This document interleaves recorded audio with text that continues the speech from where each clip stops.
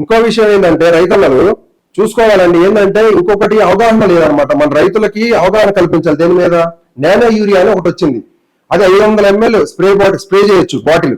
Nano urea అంటే 1/2 litre bottle ఉంటుందంట. 1/2 litre bottle మనం స్ప్రే చేస్తే ఏదైతే 50 kg బస్తా ఉందో యూరియా, దానికంటే ఎక్కువ ప్రభావంతో మనకి పనిచేస్తుందంట యూరియా. అది నానో యూరియా అంటారు దాని పేరు. అది స్ప్రే రూపంలో దొరుకుతుంది, బాటిల్ రూపంలో దొరుకుతుంది, స్ప్రే చేయొచ్చు అంట. అది మన రైతులకి ఏంటంటే అవగాహన లేక దాన్ని ఉపయోగించుకోవట్లేదు అయితే కొంతమంది నిపుణులు చెప్తున్నారు. ఎవరైతే రైతులు ఉన్నారో యూరియాల కోసం వాళ్ళ వెనకాల పడకండి. కొంతవరకు దొరికేంత వరకు ట్రై చేయండి. దొరకని పరిస్థితిలో ఈ ఏదైతే నానో యూరియా ఉందో దీన్ని యూజ్ చేసుకోవడానికి ట్రై చేయండి. దీని గురించి కొంచెం ఎంక్వైరీ చేయండి. ఏదో మంచిగా పనిచేస్తుందంట. నార్మల్ మన 50 kg బస్తా ఏదైతే ఉందో దానికంటే కూడా ఎఫెక్టివ్ గా పనిచేస్తుందంట, మంచిగా పనిచేస్తుందంట, ఎక్కువ శాతం అబ్జర్వ్ అవుతుందంట. మనకి ఏదైతే బెనిఫిట్స్ ఉన్నాయో ఎక్కువ బెనిఫిట్స్ ఉన్నాయంట నానో యూరియా వల్ల. కానీ దాని గురించి మన రైతులు అవగాహన లేకపోవడం, ఎవరు కల్పించకపోవడం వల్ల దాన్ని ఉపయోగించుకోవట్లయితే కొంతమంది నిపుణులు చెప్పే ప్రయత్నం చేస్తున్నారు.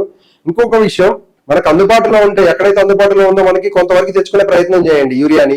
అది లేని పరిస్థితుల్లో నానో యూరియా ఏదైతే ఉందో అది తీసుకొని స్ప్రే చేసే ప్రయత్నం చేసి ముందుకెళ్ళండి. ఎందుకంటే దానికోసం కూర్చుంటే అది రాదు. సెంట్రల్ గవర్నమెంట్ ఇయ్యదంట, ఇయ్యట్లేదంట, వీళ్ళేం తీసుకురావట్లేదు.